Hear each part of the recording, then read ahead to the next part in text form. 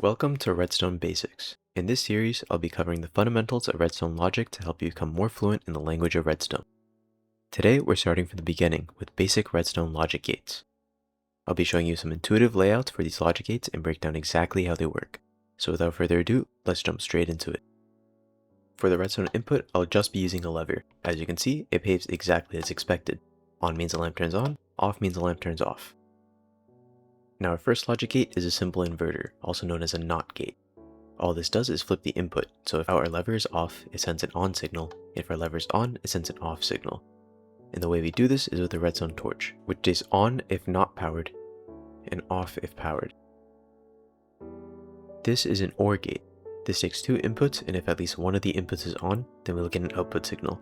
So as you can see, both off means no output, and if only one of the inputs are on, or if both the inputs are on, then we'll get a signal. This is really easy to implement. All you need to do is connect both sources with redstone, so no matter what, we'll get a signal as long as at least one of the connected sources is on. Now this is an AND gate. It'll only output if both of the input sources are on. So having no inputs means no output. Having only one input will also mean no output. But having both of our levers on will give us an output. This design is also pretty straightforward. Each lever signal is individually inverted via a torch. Then both of the torches are connected to a single bit of redstone. So if neither signal is on, the redstone will be on, and if only one signal is on, then one of the torches will be on while the other will be off. If both signals are on, both torches will be off, so our redstone will be off.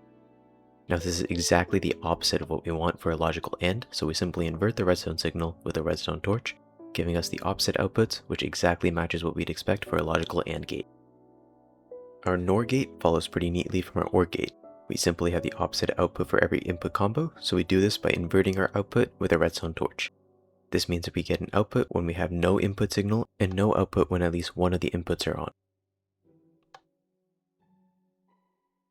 Similarly, we can build our NAND gate from our AND gate.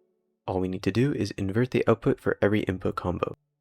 But since our original design already inverted the signal, we can just remove the redstone torch rather than adding a new one and get the same result. This means we now get an output signal when none of the inputs are on, or only one of the inputs are on.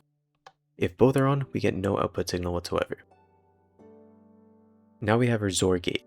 This gate outputs a signal if and only if two input signals are opposite one another, so one on and one off. If the inputs are the same, both on or both off, then there is no output. This design is a bit more complex, but it essentially takes the logical AND of the inputs, as well as the inverses of both inputs. It then NORs each of the inputs with the result of the AND, and this gives us two values. We then take the logical OR of these values, giving us our output. This one may be a bit more difficult to grasp, but if you draw out the exact sequence of logic gates I described, and draw out the truth table, you'll get the exact same XOR setup as the redstone setup here. Our XNOR gate is the exact opposite of our XOR gate. Instead, if the two inputs are the same, there will be an output.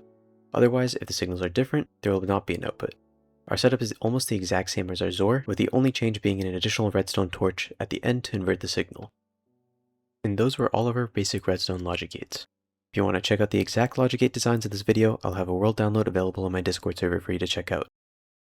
If you found this video helpful, consider liking the video and subscribing, and leaving a comment with feedback or anything else you want to see next. With that, thank you all very much for watching, and I'll see you guys in the next video.